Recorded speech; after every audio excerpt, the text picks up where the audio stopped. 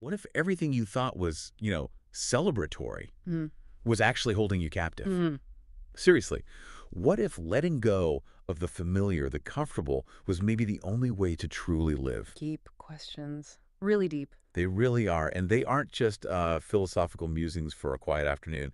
They are the profound and, let's be honest, sometimes uncomfortable questions right at the heart of today's deep dive. Absolutely. We're heading into some pretty complex territory today. Yeah, we really are. We're about to venture into some of the most complex and deeply spiritual teachings we've ever explored here, all centered around the powerful insights of Elder Michael Johnson. Mhm. Now, Elder Johnson, for those who might not know, isn't just a pastor. He's renowned as a master Hebraist of biblical law, widely seen as, well, the expert in the language of Paleo Hebrew. That's right. His understanding of Jehovah's law. It's really something else. It's deep. It's unparalleled, frankly.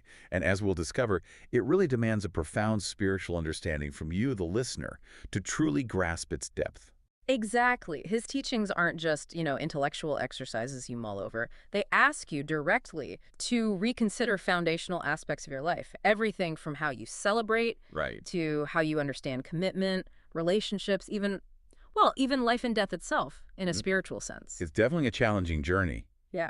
but also incredibly insightful, wouldn't you say, into a worldview that just flips conventional wisdom right on its head. Completely. It turns things upside down. And our deep dive today, it's built on some incredibly rich source material. We're working primarily from a foundational document he authored called A Spiritual Last Will and Testament, Mm-hmm. Very powerful title. isn't it? And along with that, we have accompanying study guides and even excerpts from a really powerful public address he delivered. These sources give us this unparalleled, direct look into his profound understanding of Jehovah's law. Yeah, and our mission for you, our listener, is essentially to be your guides through this material. It's dense, it's spiritually charged, no doubt about it. Definitely dense. So think of this deep dive as maybe your shortcut to grasping concepts that, okay, yes, they demand deep spiritual understanding, but they also offer these profound aha moments, Like big ones. That's the goal, right? To help you navigate these ideas, which can feel pretty radical at times, and come out with a thorough grasp of Elder Johnson's core message. Mhm. So what is that core message, fundamentally? Well, at its heart, it's this radical declaration, a declaration of spiritual death to worldly ways. Okay. And an unwavering, totally uncompromising commitment to living solely by Jehovah's laws and his appointed times. Nothing else matters, essentially. Uncompromising is the word. Yeah. So we're going to be exploring some major themes today. This potent concept of death unto the world. Yeah. The surprising peril he warns about regarding false friendship. Betrayal from within. Exactly. Yeah. And this intense daily battle he describes between what he calls the carnal and the spiritual mind. That internal conflict. A constant war, as he puts it. And ultimately, what truly constitutes a spiritual inheritance in his teachings. What's the real treasure? Right. Not what the world thinks it is. Not at all. So it's a journey that really asks you, the listener, to look inward and, frankly, to challenge your own assumptions about what a fulfilling life even looks like. It definitely does that. Okay, so let's dive into section 1, this radical declaration, this idea of a spiritual death warrant. I mean, that phrase alone, it sounds incredibly intense, doesn't it? It really does. Death warrant immediately brings up negative connotations, finality, and end. Right. But Elder Johnson, he completely reframes it. He frames this concept not as a path to, termination, but actually the opposite. He sees it as the path to ultimate freedom, to true life. That's the key paradox. He clarifies very carefully that his spiritual last will and testament, despite the name, is in no way about physical death. Not at all. Instead, it's this profound personal declaration of, spiritual death to the corrupt ways and traditions of this world, voluntarily separating. This is about allegiance, a complete reorientation. Exactly. You see, he views his personal commitment, his own choice, as literally assigning his own death warrant. How?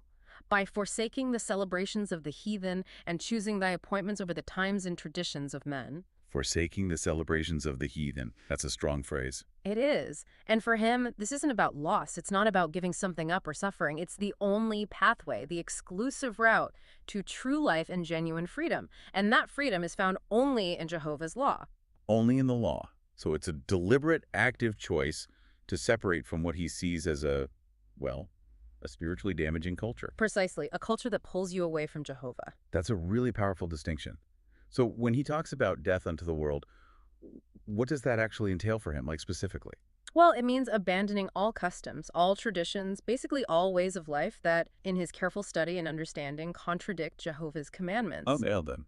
And he doesn't, mince words or speak in vague terms. He gets very, very specific about what these worldly ways are, things many people just take for granted. Right. I noticed that in the sources. He explicitly condemns several common, widely accepted celebrations, often in really stark terms, like birthdays, for Oh, instance. absolutely. Birthdays, for Elder Johnson, these aren't just like trivial parties. Yo. He condemns them for exalting the flesh, fundamentally, for celebrating entry into sin, Entry into sin. for feeding pride, and critically, for turning hearts away from gratitude to Jehovah, the source of life. He states it very bluntly in his writings. I have declared myself dead to birthday celebrations that exalt the flesh. Dead to them, okay. He sees them as fundamentally egocentric then, distracting from the real source. That's exactly his point. It puts the focus on the self, not the creator. And what about Christmas? That's obviously a huge one for many people. Mm-hmm. A very big one. He criticizes it heavily for what he calls mixing the holy with the profane. Mixing holy and profane. Yeah. Drawing on his Hebraeus knowledge, his understanding of the original texts and contexts, he argues that its modern observance merges heathen winter solstice worship practices directly with the Messiah's name. So a syncretism issue for him. A major one. Yeah. He sees it as diluting the sacred.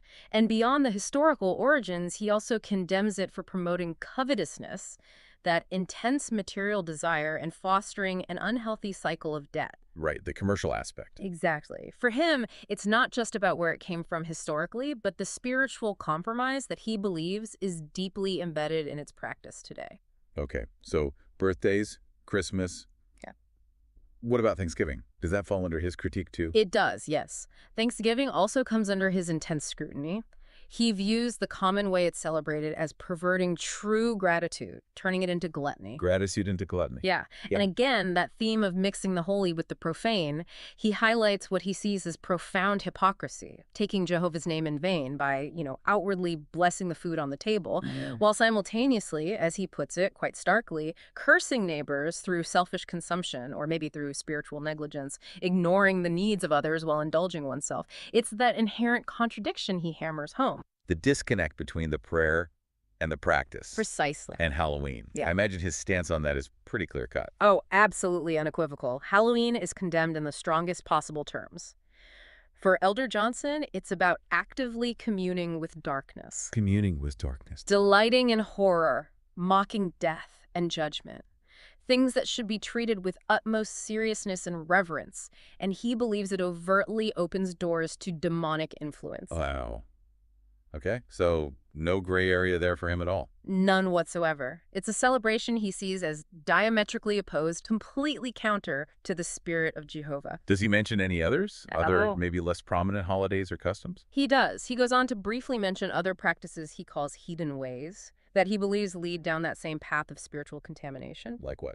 Well, Easter eggs, for example. He views those as direct symbols, tracing them back to ancient fertility worship, which is obviously condemned in Scripture. Okay, fertility symbols. The Valentine's heart, too.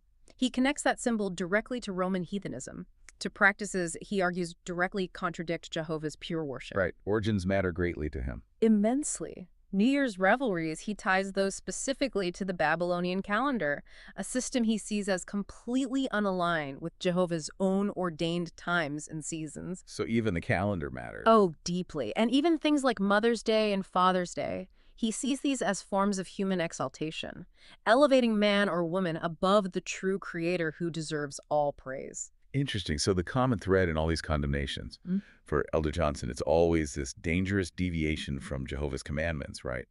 Leading to spiritual contamination and turning away from that singular devotion he emphasizes. That's the core of it, yes. Any deviation, any mixture compromises that absolute devotion. Now, this kind of radical separation, I mean, cutting off birthdays, Christmas, Thanksgiving, all these common social events, as you can imagine, that must have profound social consequences, right? Huge consequences, and he addresses this directly. He talks about what he calls the living ghost paradox. The living ghost paradox.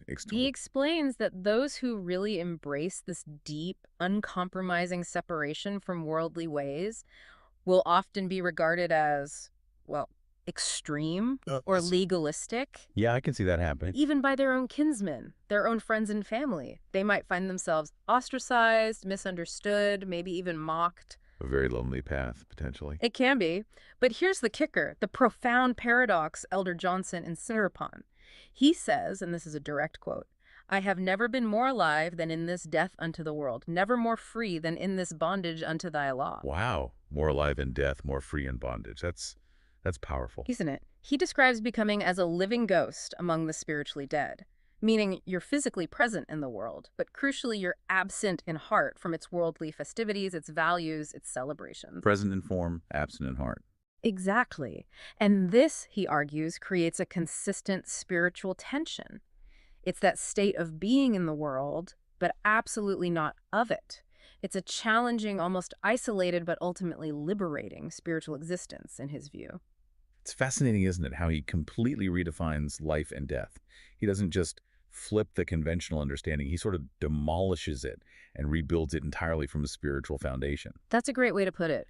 He suggests that true vitality, real energy, genuine freedom, it comes not from attaching yourself to the world, but from a radical spiritual detachment from it. Detachment leads to vitality. Yes. It's almost as if he's saying, look, when you die to the world, when you consciously sever those ties to its traditions and its empty celebrations, that is the precise moment you truly begin to live for Jehovah. And how does he describe that life unto Jehovah? What does that look like? He describes it beautifully, actually, as embracing Jehovah's word as your feast, your sustenance, his presence as your ultimate celebration, far exceeding any worldly party. His law becomes your profoundest delight, not a burden. And his spirit is your constant, most intimate companion. So it's a complete It's a transformation. total shift. Oh, From flesh to spirit, he says, from temporal to eternal. It's an internal paradigm shift first, which then must manifest outwardly in visible obedience. visible obedience. That seems key. Absolutely key. And this whole discussion leads us to something you mentioned earlier, something really interesting, perhaps one of the most profound theological concepts Elder Johnson discusses. This idea of the irreversible nature of spiritual remembrance. Ah, yes. This is crucial. He's not just talking about remembering something that happened, like recalling a historical event from a book, right? Not at all. That's far too shallow for his understanding. Instead, he argues we are actively, what? Participating in an eternal truth when we remember correctly. Precisely. He explains that true spiritual remembrance isn't merely a mental recollection, a passive act of memory. No, for him, it is an irreversible spiritual reality. It's a sacred act that actually transcends the normal limitations of time and space. Transcends time and space. He says it engages in sacred acts to transcend boundaries, time, space, creating eternal bridges between what was, what is, and what shall be. It's an active, present engagement with eternal reality. Wow. Okay. Can you give an example? Like, how does he apply this? Yes, the Passover is his prime example. He elaborates on the Passover as being much more than just a historical event that happened thousands of years ago in Egypt. Okay. It's more than history. For Elder Johnson, the Passover is a living, breathing, spiritual deliverance of the soul from eternal bondage. It's a present-day transition from living in the flesh to living according to the Spirit. A spiritual Passover happening now. Happening within the obedient soul, yes. And this spiritual Passover isn't just a passive remembrance of the Exodus story. It demands visible, active obedience in the present. Visible obedience again. Always. Akin, he says, to the blood on the doorposts back in Egypt. That blood was a visible sign of obedience, a public declaration that literally saved those within. It wasn't just a feeling, it was an action. So remembrance requires action. Action rooted in faith. It's not simply a memory. It's an active, present, and eternally consequential reality for the individual soul participating in Jehovah's appointed time. Eternally consequential. And he powerfully connects this, doesn't he, to the idea that once a spiritual declaration is made, once you engage in this kind of profound, active remembrance, it immediately creates an irreversible spiritual reality. There's no going back. Exactly. There's no undoing it. He likens it directly to the word of Jehovah itself. You know, that the scripture, like the word of Jehovah that goes forth from his mouth, and it accomplishes the purposes for which he has sent it, and never returning void. Right. Isaiah 55:11. Correct. So once that spiritual commitment is made through obedience, it creates a reality. It echoes through eternity. There's no turning back from that spiritual act, that declaration of allegiance through obedience. That's a profound reframe of what memory truly is. It's not just recalling the past. It's participating in and living out eternal truth with tangible spiritual consequences. Tangible and irreversible. It really makes you consider the weight, the sheer gravity of every spiritual commitment you make, doesn't it? Absolutely. It elevates obedience beyond mere rule following into participation in the divine. Okay, so moving into the next major theme. This really connects to that idea of commitment and consequence. Elder Johnson highlights what he sees as a fundamental and often overlooked human vulnerability. He talks about the peril of betrayal. Yes, and specifically betrayal from unexpected places. He unveils what he calls the dark parables of latter-day betrayal. Dark parable. Issuing this chilling warning against danger that he believes, particularly in these times, will come not from obvious enemies, but from within, from those closest to us. From friends, acquaintances. Exactly. He states quite vividly that this danger cometh not from the declared the enemies who will approach with the sword drawn, but those who come with the kiss of peace, and their lips will carry the daggers in their hearts. Wow. The kiss of peace masking daggers in the heart. That's chilling imagery. It is. It's a warning against insidious danger, deception, not overt, declared attack. The attack you don't see coming. And he draws parallels to biblical examples, right, to show this isn't a new phenomenon. He does, striking, poignant connections that echo through history. He cites Cain and Abel, obviously, brother betraying brother at the very beginning. He speaks of Ahithophel, who was David's trusted counselor, his confidant, who then turned against him, advising Absalom. A deep political and personal betrayal. Immense. And of course, Judas Iscariot, the ultimate example, who betrayed salvation of Jehovah himself with a kiss, that symbol of friendship. Right. The kiss of betrayal. He even quotes David's heart-wrenching lament in Psalms 55, verses 12 and 13. It was not an enemy that reapproached me, then I could have borne it. But it was thou a man of my equal, my guide, and my acquaintance. The pain is palpable there. It's the closeness that makes it unbearable. That's precisely Elder Johnson's emphasis. Yeah. The unparalleled, deep wound that comes from a trusted friend, someone you let your guard down with, cuts far, far deeper. Why? Because, as he puts it, the soul prepareth the arm against the declared foe, but who can guard against the trusted hand? You're just not expecting it from that quarter. It's a vulnerability we often, maybe naively, neglect. We do. And this theme of inner corruption, of things not being what they seem, leads him to a particularly stark and, for many, quite challenging critique. He uses this powerful, disturbing metaphor for what he calls the corruption of healers. Healers, like doctors, or spiritual healers. It seems to encompass both, but particularly those in positions of trust who are meant to restore life. He describes them, metaphorically, as physicians who also should kill become these dealers of poison. Dealers of poison.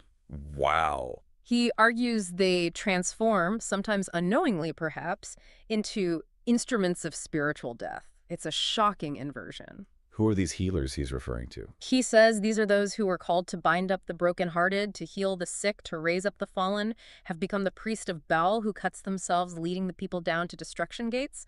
So it could be spiritual leaders, counselors, maybe even medical professionals who, in his view, deviate from Jehovah's principles. Priests of Baal, leading people to destruction. That's incredibly strong language. Extremely strong. It signifies a complete inversion, a betrayal of their sacred role. Now, this raises an important, and I think for many listeners, a really provocative question. You mentioned earlier his specific condemnation of hospice care, which is, well, it's incredibly stark. It is. He doesn't shy away from it at all. He labels it, according to the sources, a covenant with death itself and with hell. I mean, how does that reconcile, or does it actively challenge the widely held view of hospice as compassionate, humane, end-of-life care, a way to provide comfort? It actively, profoundly challenges it. That's precisely where his teachings demand this radical reevaluation of our cultural assumptions, even about things we see as purely compassionate.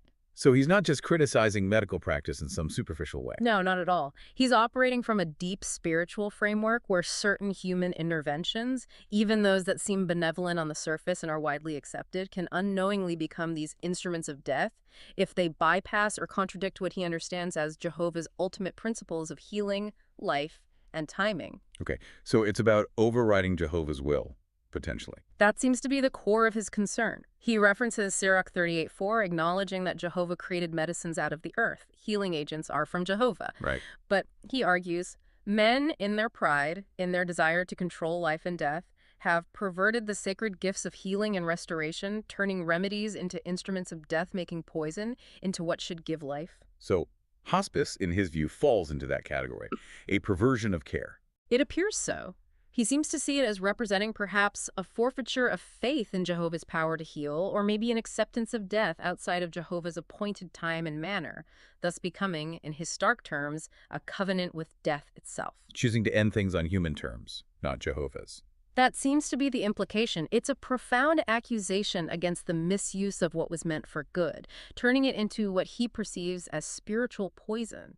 It really compels you, from his viewpoint, to consider the deep spiritual implications of medical choices, especially end-of-life decisions. It certainly does.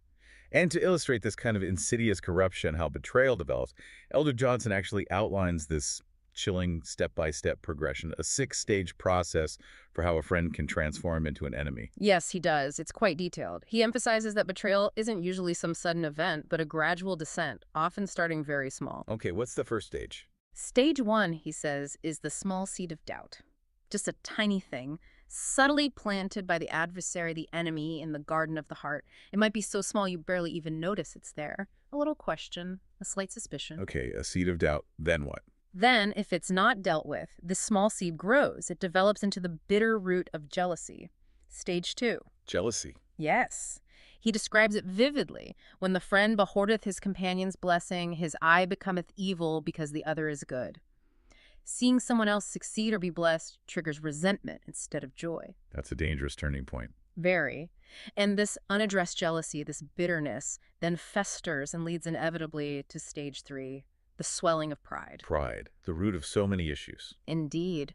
That ancient sin that whispers internally, why should he be exalted above me? I am not equal in wisdom or stature or blessing. It becomes this internal justification for their growing resentment and evil thoughts. Okay, so doubt, jealousy, pride. What's stage 4? Stage 4 is when the internal state starts to manifest outwardly. He calls it the mouth filled with bitterness. Ah, the words change. Exactly. The tongue that once offered words of blessing, encouragement, friendship. Now, Elder Johnson warns it begins to curse, subtly or overtly. Words of life becometh words of death. Gossip, slander, negativity. That's a clear sign something's wrong. A very clear sign. And from there, it progresses to stage 5, the sinister counsel of the wicked. Counsel of the wicked, meaning? Meaning the corrupted friend starts actively plotting against his brother in darkness. They move from just internal bitterness and negative talk to active malice, maybe seeking alliances with others against their former friend. Wow. It gets deliberate and planned. Yes. And finally, tragically, it culminates in stage 6, the hour of betrayal itself. The final act. The final act, when the kiss of peace becometh the signal of destruction, as he puts it, echoing Judas. It's the ultimate terrible inversion of trust. The friendship is completely dead, replaced by active enmity. It's a terrifyingly logical progression when you lay it out like that. Doubt to jealousy to pride to bitter words to plotting to outright betrayal. It is, and Elder Johnson uses this detailed progression, this chilling unraveling of the soul, not just to warn about others, but primarily to reinforce his urgent call for listeners to examine yourselves. Self-examination first. Always. Prove yourselves whether ye be in faith, he urges. He implores us, you, the listener, to look into the mirror of your soul and see whether the enemy dwelleth within. To see if those seeds of doubt or jealousy are present in us. Exactly. It's a profound call to spiritual vigilance and self-honesty to prevent these seeds of betrayal from ever taking root within our own hearts and destroying our relationships and our standing with Jehovah. This deep dive into betrayal, into corruption that starts from within, it naturally leads us to a really fundamental question Elder Johnson addresses, doesn't it? Which is, how do we even begin to discern truth? How do we protect ourselves if our own internal compass, the heart itself, is, as Jeremiah says, deceitful? That is the critical question, yes. And this is precisely where the profound contrast he draws between the carnal mind and the spiritual mind becomes absolutely central to his entire teaching. Okay, the carnal mind versus the spiritual mind. Let's unpack the carnal mind first. How does he define that? He identifies what he calls the carnal mind as the absolute root of all destruction and corruption, period. He states unequivocally, referencing scripture, that the carnal mind is enmity against Jehovah. Enmity, meaning hostility, opposition. Active hostility. It's actively at war with Jehovah's law. He says it's utterly hostile and that it constantly reasons against the commandments of the Most High. It's not just passively disobedient, it's inherently actively rebellious by its very nature. Wow. Inherently rebellious. Yes, and he really hammers home the pervasive deceitfulness of this carnal heart, drawing heavily, as you mentioned, from Jeremiah 17:9. The heart of man is deceitful above all things and desperately wicked. Who can know it? Who can know it implies it's even deceptive to ourselves. Deeply deceptive. This carnal mind, he argues, has this masterful, cunning ability to twist good intentions into evil outcomes and to make evil actions seem somehow justified or even good. It has an alarming capacity for cloaking rebellion in garments of religion. Rebellion in garments of religion. That's insightful. Using piety to mask disobedience. Exactly. He describes the carnal mind as being more crooked than a serpent, a subtle, insidious deceiver that operates from within our own thoughts, making our inner life a constant battleground. He uses the metaphor of the serpent coiled in the garden of the heart, always whispering lies, always seeking to establish its own righteousness apart from Jehovah. So if the carnal mind is the root, what are the fruits? How does this internal corruption manifest outwardly, according to Elder Johnson? Right. From this corrupted heart, this carnal mind, he explains, proceed evil thoughts. And these evil thoughts, he identifies them as the parents of the visible sin. The sin you see starts as a thought. Thoughts are the parents of sin. And then he uses this incredibly powerful, almost apocalyptic metaphor to describe the destructive manifestation of these thoughts. He calls them the four horsemen of the apocalypse of the souls. The four horsemen, like in Revelation. Not referring directly to the specific horsemen of Revelation 6, but drawing a parallel to their devastating destructive power. He's applying that level of destructive imagery to the internal ruin of the individual soul caused by these carnal thoughts manifesting. Okay, so it's a metaphor for soul destruction. Exactly. And he meticulously details how these evil thoughts blossom into tangible, outward sin. So what's the ultimate takeaway here? I mean, Elder Johnson isn't just listing big, obvious sins that everyone agrees are bad, right? He's doing something deeper. Much deeper. He's tracing everything, every outward act of sin, big or small, back to its absolute origin point. The thoughts we harbor, the intentions dwelling in that carnal heart, it's a really deep, sometimes uncomfortable dive into the mechanics of the human condition, into how sin actually operates. Okay, let's break down these horsemen he describes, these manifestations. First, he lists murders. What does he include under that? It's much broader than just physical killing, although that's included. He speaks of the murder of reputation through slander and gossip. Ah, character assassination. Yes. The killing of hope in others through constant negativity or discouragement, the assassination of character, and even, profoundly, the spiritual murder of souls through deception, leading people away from truth and into error. It's about destroying life in all its varied forms, physical and spiritual. That's a much wider definition of murder. Okay, Yeah. what's the next horseman? Next, he discusses adulteries. And again, he interprets this broadly. It certainly encompasses physical infidelity, breaking marriage vows. Right. But perhaps even more significantly in his teaching, it includes spiritual unfaithfulness to Jehovah. Spiritual adultery. How does he define that? He describes it using the biblical metaphor of horning after strange gods, which implies turning away from that exclusive, singular devotion Jehovah demands and pursuing other spiritual allegiances or even worldly ones, putting money, career, pleasure, anything ahead of Jehovah. It's also about the mixing of holy things with profane desires or practices. Fundamentally, it's about a divided heart, a compromised loyalty, not just physical acts. The divided heart. Okay, and the third horseman. The third is thieves. And again, it's not merely about, shoplifting or burglary, taking material goods. Those deep. Much deeper. In Elder Johnson's view, it's centrally involved stealing of glory that belonged to Jehovah alone, taking credit for things Jehovah has done. It includes robbing tithes and offerings that are due to him according to the law.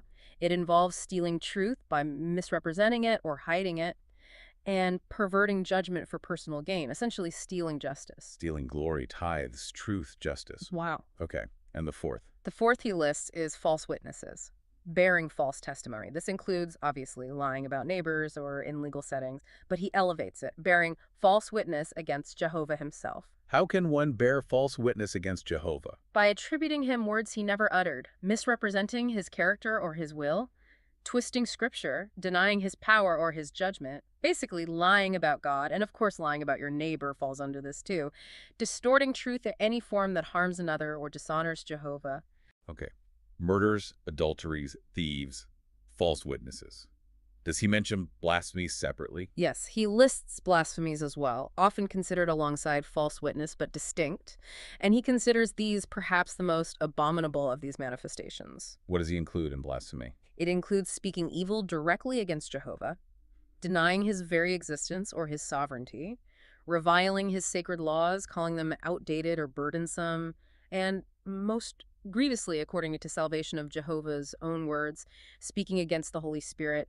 It's direct, high-handed rebellion expressed verbally. So these horsemen, murder, adultery, theft, false witness, blasphemy, they are all the visible outward fruits that grow from that internal corruption, that carnal mind. That's exactly how he presents it. They are the inevitable manifestations originating from that internal conflict, the evidence of a heart fundamentally at war with Jehovah and his ways. So the practical implication of this teaching, it really forces us, you, the listener, to confront the reality that sin doesn't just sort of happen out of the blue. It originates deep within our thought life, our heart's intentions. Mm-hmm. Accountability starts right there. And then he sharply contrasts this carnal mind, this engine of corruption, with the alternative, the spiritual mind. What does he say about that? He declares simply and powerfully that the spiritual mind leads unto life and peace. It's the complete opposite outcome.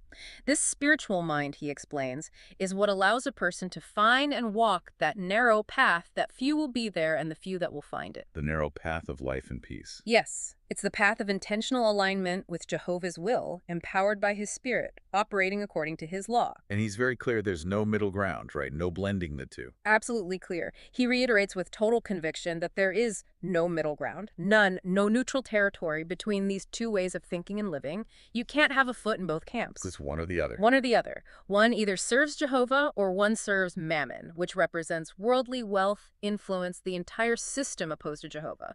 One either follows the flesh, the carnal mind, or one follows the spirit. He references Matthew 6:24 directly. No man can serve two masters. Can't serve both Jehovah and Mammon. Impossible. For Elder Johnson, partial obedience is therefore also impossible. It's an illusion. There is no lukewarm devotion that's acceptable. It's an absolute, unwavering choice that determines your spiritual state and, ultimately, your destiny. Okay, so if the carnal mind leads to destruction and the spiritual mind leads to life, what does Elder Johnson identify as the true goal or reward of pursuing that spiritual path? What's the real inheritance? Ah, yes, the inheritance. This connects directly to the bigger picture of his teachings, highlighting the spiritual value system he presents. It underscores what truly lasts. Because he contrasts it with worldly wealth. Right, he does, very explicitly. Material wealth, silver, gold, possessions. He asserts that these are fleeting. They perish, they fade, they can be stolen. They are ultimately temporary. Okay. But the treasure he speaks of, the true spiritual inheritance he focuses on in his last will and testament, is something entirely different. It's not silver that perishes or gold that fades. It is the treasures of Jehovah's eternal word, the law. Jehovah's law is the inheritance. The law, the commandments, the statutes, the wisdom contained within his word, that is the ultimate enduring wealth that he is choosing to pass on, spiritually speaking. And how does he describe this word, this law? What makes it so valuable? He describes it in truly profound, almost reverent terms. He calls it perfect, converting the soul, directly referencing Psalms 19:7. It has the power to fundamentally change you. Convert the soul, transformational power. Exactly. He emphasizes that it is also, sure, making the wise simple, also from Psalms 19:7, meaning it provides certainty, stability, and true wisdom even to those the world might not consider wise. It's accessible. Okay, perfect, sure. Anything else? Yes, he calls it a lamp unto thy feet and a light unto thy path in darkness, quoting Psalms 119:105. It's the ultimate guide through the confusion and moral darkness of the world. A lamp and a light. Guidance. Guidance, wisdom, transformation. This spiritual inheritance, Jehovah's law, he argues, possesses the unique power to transform a person from corruption to incorruption, from mortality to immortality. How? By saturating the soul with Jehovah's very nature, his character, his righteousness. Oh, wow. Saturating the soul with Jehovah's nature. That's the idea, which is why he proclaims, echoing Psalms 119:72, that this inheritance, this law, is more precious than fine gold, infinitely more valuable. It's an inheritance that changes who you are at the core, not just what you possessed externally. That really puts worldly pursuits into perspective, doesn't it? Completely reframes them. And this leads us to Jehovah's methodology, how He actually imparts this understanding, this inheritance. Hmm. Elder Johnson highlights a specific phrase, doesn't he? Precept upon precept, line upon line. Yes, absolutely central to his teaching on how spiritual understanding is built. That phrase, drawn directly from Isaiah 28:10, precept upon precept, line upon line, here a little and there a little. He sees this not just as a description, but as Jehovah's chosen divine methodology. Jehovah's divine methodology. Okay, it's the blueprint, the divine pedagogy for how genuine spiritual growth and revelation actually occur. This is fascinating because, as you said earlier, it really goes against our modern craving for instant information, right? We want the whole picture now, the executive summary. Exactly. We want the download. Yeah, the quick download. Yeah. But Elder Johnson is saying, no, true spiritual understanding isn't like that. It's not a flash of insight that gives you everything at once. It's a building process. Like building with bricks. Brick by brick, patiently revealed step by Jehovah himself. This divine methodology signifies a gradual, systematic unfolding of spiritual truth. Each new understanding, each precept learned and obeyed, supports the previous one and prepares you for the next, creating this solid, unshakable foundation of faith and knowledge. It's about humility, patience, and steady growth, rather than sudden, potentially pride-inducing enlightenment. And why does Jehovah use this gradual method, according to Elder Johnson? What's the purpose behind it? He explains it serves several crucial purposes. Firstly, it prevents pride. If you got everything at once, the temptation to think you achieved it yourself would be huge. Right. Secondly, and critically, it fosters an absolute moment-by-moment dependence on Jehovah. You're always looking to him for the next line, the next precept. You can't run ahead. Constant dependence. Constant dependence. He teaches that obedience to the small precepts, those seemingly insignificant commands or details in the law, is what prepares the heart muscle, spiritually speaking, for the reception of greater truths. You have to be faithful in the little things first. Faithful in the little prepares you for the big. Exactly. And conversely, he issues a strong warning. Neglecting even seemingly small commands, dismissing them as unimportant, can lead to profound spiritual contamination. Spiritual contamination from neglecting small things. Because it compromises the integrity of your obedience. It creates weak spots in your spiritual foundation. He likens it to a small crack in a wall. It might seem minor, but over time, under pressure, it can compromise the entire structure. Disobedience in small things makes disobedience in larger things much easier when temptation or trial comes. So it's about the meticulous integrity of the spiritual life. Recognizing that even minor deviations, minor compromises, can have these cascading negative effects. Precisely. Every precept matters. Every line matters. You build faithfully, or the whole structure is potentially unsound. This focus on meticulous obedience naturally leads into the next major section. Right. The absolute supremacy Elder Johnson places on Jehovah's appointed times, his feasts versus man's celebrations. Yes, this is a cornerstone of his practical theology. It raises that important question we touched on earlier. If these appointed times, Jehovah's feasts, hold such profound spiritual significance, what does it really mean in his framework to ignore them or replace them with human traditions? And his answer is? His answer is unambiguous. It's not a harmless substitution. It's not just a matter of cultural preference. It's a fundamental, serious theological problem with severe spiritual consequences. Okay. Why so serious? Because, he argues, Jehovah himself, as the creator of times and seasons, has personally, specifically appointed certain days as holy convocations. That phrase is from Leviticus 23, verses 1 and 2. These aren't human suggestions or mere cultural observances from ancient Israel. They are divine appointments. Divine appointments. He emphasizes they possess eternal significance and spiritual power. They are divinely scheduled encounters, you could say, that actually reveal the unfolding plan of salvation. So the feasts actually map out the plan of salvation. That's exactly how he describes them. He goes through the specific appointed times, the weekly Sabbath, then the annual feasts, Passover, unleavened bread, first fruits, Pentecost or Shavuot, trumpets, Yom Teruah, the Day of Atonement, Yom Kippur, and tabernacles, Sukkot. He describes these not just as historical commemorations of things past, Right. but as living prophetic shadows that reveal the plan of salvation from its very beginning, like Passover representing redemption, all the way through to its ultimate future fulfillment, like tabernacles pointing to Jehovah dwelling with his people. Wow. They contain the whole story prophetically. In symbolic prophetic form, yes. And then he contrasts these profound, divinely ordained appointments sharply with human-made holidays. Like the ones he condemned earlier. Exactly. Birthdays, Christmas, Easter, Thanksgiving, Valentine's Day, New Year's, Mother's Day, Father's Day. He explicitly calls these human traditions vain, empty, worthless in a spiritual sense. And he asserts that observing them actively make void the commandments of Jehovah. Make void his commands. Yeah. By replacing Jehovah's appointments with man's inventions. By distracting people from the true holy days. He goes so far as to label them, collectively, as forms of heathen ways, referencing Jeremiah 10:2. Learn not the way of the heathen. For Elder Johnson, it's not a matter of choosing between good options. It's a choice between divine command and heathen invention. There's no overlap. Divine command versus heathen invention. That's stark. It is. And the danger, according to Elder Johnson, isn't just about theological disagreement or being incorrect. It's about profound spiritual contamination, actual spiritual harm. Contamination again. How does participating in worldly traditions cause contamination? He emphasizes that carrying even the smallest portion of worldly traditions or heathen customs within your spiritual life, within the chambers of your heart and practice, can cause what he refers to as cosmic disruption. Cosmic disruption. That sounds Serious. It implies it's not just an internal, personal spiritual problem. It suggests a misalignment with the divine order, something that can ripple outward, potentially impacting your relationship with Jehovah, maybe even affecting your life circumstances. It's a very strong warning about the unseen spiritual consequences of seemingly small compromises. Okay, let's unpack that a bit more. This idea of contamination and cosmic disruption. It's a powerful warning.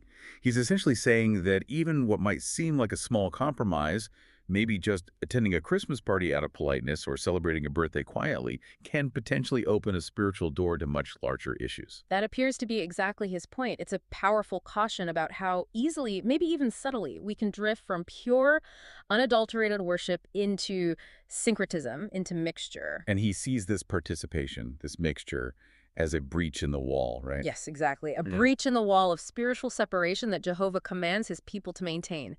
And what happens when there's a breach? Things get in that shouldn't. Right. He argues it allows corruption, spiritual darkness, the influence of the world to flow into holy places, meaning into your life, your heart, your family. And just as importantly, it allows Jehovah's glory, his presence, his blessing to leak out. It's a two-way street of spiritual compromise and loss. A complete spiritual infiltration and degradation. That's the danger he perceives, which leads him to emphasize repeatedly the command from 2 Corinthians 6:17.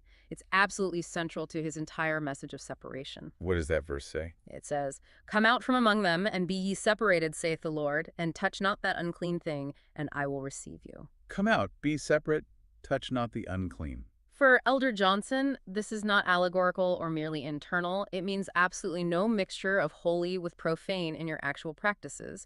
And, crucially, it requires a visible obedience before men. Your separation must be seen. Visible obedience again. It keeps coming up. It's non-negotiable for him because, he stresses, the soul that has learned to disobey in small things, like maybe compromising on a heathen holiday, will not hesitate to disobey in greater things when pressures become strong enough. The slippery slope argument. Small compromises lead to big falls. Precisely. That's why he insists there is simply no room for compromise, no little bit of worldly celebration allowed. Even a seemingly minor concession to worldly ways, in his view, can be the thin end of the wedge, the beginning of a complete spiritual downfall. It's about maintaining absolute spiritual purity and separation without exception. This insistence on absolute separation, no compromise, visible obedience, it really raises an important question, doesn't it?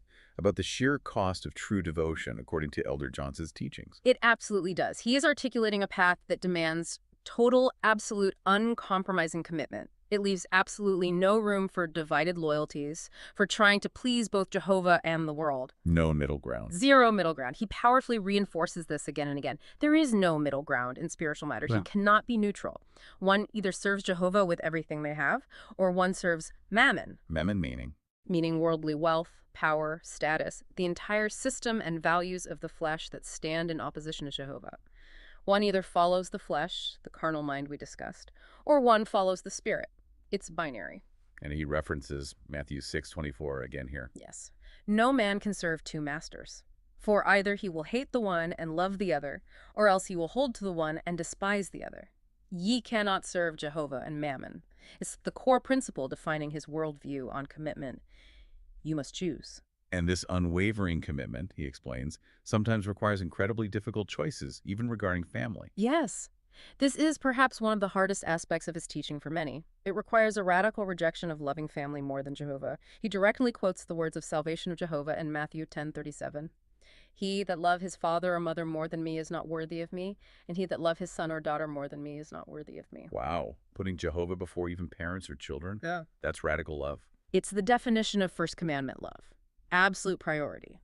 And he connects this to his interpretation of another challenging verse, Matthew 8:22, where salvation of Jehovah tells a potential disciple who wants to first bury his father, follow me and let the dead bury their dead. Let the dead bury their dead. How does Elder Johnson interpret that? He interprets it as a profound command for complete spiritual separation from those who are spiritually dead because of their conformity to worldly ways, their disobedience to Jehovah's law. So the dead are the spiritually dead. Yes. He insists that those truly alive in salvation Jehovah, those following him fully, should not participate in the burial of these spiritually dead, meaning they should not get entangled in their worldly customs, their heathen celebrations, their spiritually dead ways of life, even out of familial obligation. So don't participate in the funerals of the spiritually dead, meaning their worldly life. That seems to be his stark interpretation. It's a radical call to prioritize following Jehovah immediately and completely, even if it means creating distance or friction with family members who are stuck in worldly traditions and compromises. That requires incredible conviction. Immense conviction. And again, he reiterates the absolute necessity of an obedience that is visible before men, not just an internal feeling or private belief. Not just inward commitment. No. As he states pointedly, it profits nothing to claim the blood inwardly while outwardly as a heathen lives. Your outward life, your visible choices, your daily practices, the holidays you keep or reject, all of it must align perfectly and publicly with your inward spiritual declaration. It has to be congruent, inside and out. Complete congruence. It's about a total outward manifestation of that internal commitment, leaving absolutely no doubt about your allegiance to Jehovah in the eyes of the world, no confusion, no mixture. So what's the ultimate takeaway from this section on the unwavering choice? It seems Elder Johnson's message, while, yes, incredibly challenging, incredibly demanding, it's also presented as a profound, urgent invitation, isn't it? It is. It's framed as a direct, unavoidable call to examine your deepest allegiances, to scrutinize every single aspect of your life, every tradition, every relationship, every belief, and to pursue this life of radical, uncompromising devotion to Jehovah. And he presents it as a clear choice, echoing Joshua's challenge. Exactly. He presents a stark, undeniable call to choose, echoing those ancient, powerful words from Joshua 24:15. Choose ye this day whom you will serve, whether the God your fathers served beyond the flood or the God of the Amorites whose land you dwell. It's that same fundamental choice presented anew. Choose you this day. And he doesn't shy away from outlining the consequences of making the wrong choice or trying to avoid choosing. Not at all. He delivers a severe warning. He warns, citing scriptural principles, that if one despises my statutes and break my covenant by refusing to receive the love of truth of salvation, then Jehovah himself will eventually send strong delusions to believe lies. Strong delusions as a judgment. As a judgment for rejecting truth. He warns that persistent disobedience ultimately leads to being devoured with the sword, metaphorically speaking, facing judgment and destruction. It's a severe warning about the end result of spiritual compromise and rebellion. But there's also a promise, isn't there, for those who do choose Jehovah? Oh, absolutely. The promise is equally profound and offers immense hope for those who heed his call and choose obedience. For those who are willing and obedient, he promises, quoting Isaiah, they shall eat of the good of the land. And ultimately, they will have right to the tree of life, signifying eternal life in Jehovah's presence. The reward for obedience is life. Eternal life and blessing. He concludes his powerful testament, his spiritual will, with his own unwavering personal commitment, echoing Joshua again. As for me and my house, I will serve Jehovah. A personal declaration. And with that declaration, he implicitly urges all others, you the listener, to make that very same profound, life-altering, eternal choice. Choose life. Choose Jehovah. Choose obedience. Wow. Okay. We've just taken an incredibly deep dive, haven't we, into the profound and, yeah, often challenging teachings of Elder Michael Johnson. We certainly have. It's a lot to process. It really is. We've unpacked his radical declaration of spiritual death of worldly ways, His uncompromising rejection of what he identifies as heathen celebrations, the peril he sees in false friendship, and even in what he calls corrupted healers. Mm-hmm. That internal danger. Exactly. We've explored that crucial distinction he draws between the carnal mind and the spiritual mind, the immense value he places on Jehovah's law, his word, as the true and only eternal inheritance. More precious than gold. Right. And the absolute necessity, in his view, of obeying Jehovah's appointed times, his feasts, over and above any human traditions. Complete separation. His message, fundamentally, is one of absolute commitment. Unwavering devotion. It's really a call to examine the very foundations of our spiritual lives, our deepest allegiances. Yeah. It challenges us, you the listener, to really consider where true life and genuine freedom are actually found, urging this redefinition, this radical reevaluation of what it means to be truly alive for Jehovah. Mm-hmm. What constitutes real life? So as you reflect on these teachings, maybe mull them over, here's a final provocative thought for you to perhaps ponder on your own. If true life, as Elder Johnson argues, begins when we die to the world, what deaths in our own lives? What familiar traditions, what comfortable assumptions we hold, what deeply ingrained habits, what things might we need to die to that could actually be the gateway to profound freedom and a much deeper understanding of Jehovah's will for us? That's a powerful question to sit with. What needs to die for true life to begin? Exactly. We really encourage you to re-examine your own commitments, the sources of your joys, your allegiances, especially prompted by Elder Johnson's powerful, uncompromising testament. Thank you so much for joining us on this deep dive. Yes, thank you. May you find clarity and truth in your own journey as you consider these things.